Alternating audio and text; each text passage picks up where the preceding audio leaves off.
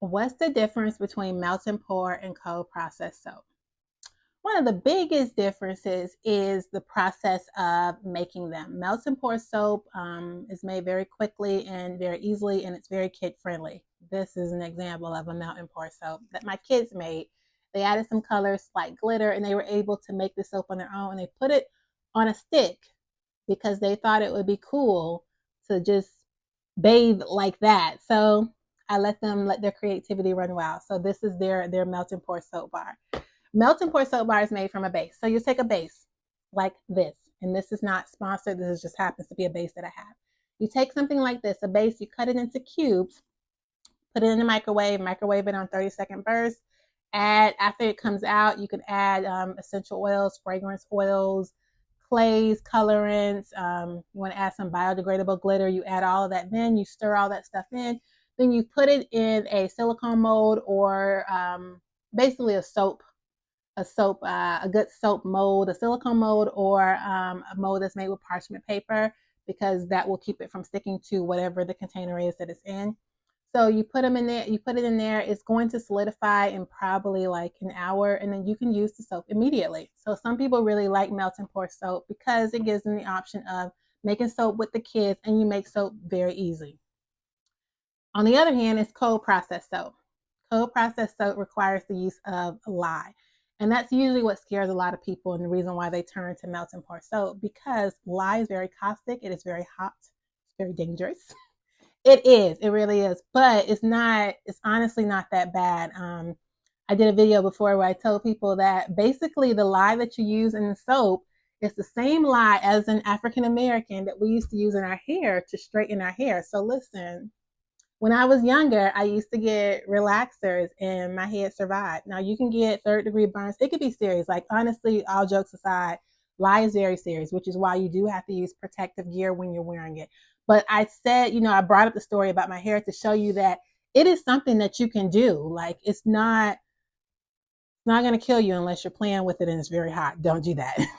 But as long as you have like your gloves and your mask on and you are following instructions from an experienced soap maker, or something that's been written or in person, then you're going to be fine. It's not going to be that difficult to use it. And once you start making cold process soap using the lye, I'm telling you, it gets easier. And you're like, this is the big bad wolf that I blew down. Like basically you build yourself up so that you are that brick house, and that lye ain't coming for you. Trust me, when you got your protective gear on and you're following instructions, you're going to be fine.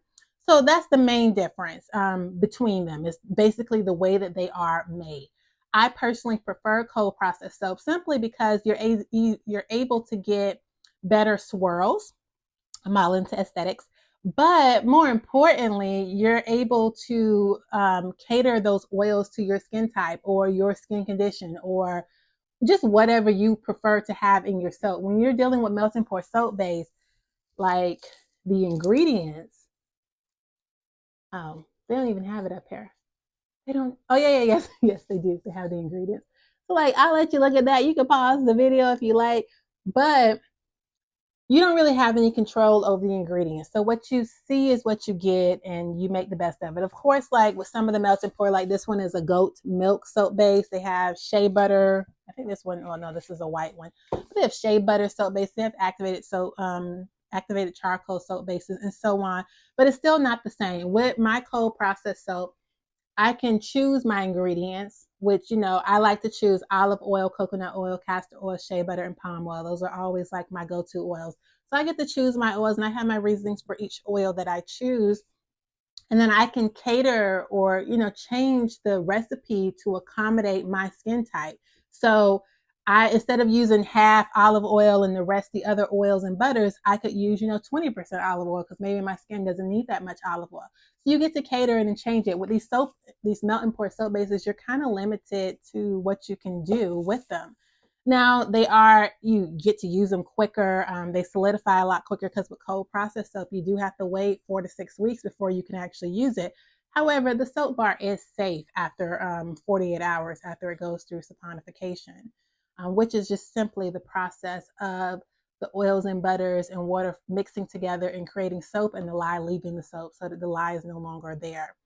So that's the main difference between the two. But if you want like a step-by-step guide on how you can make either one of these soap bars, because I don't discriminate. If you want cold process, you want hot process, you want melting pour, like I got you. You can check the comments below, and you can check out my soap making classes where you get to learn the classes step by step live. So it's not like a course, but live, and you get to learn it with me. Thank you.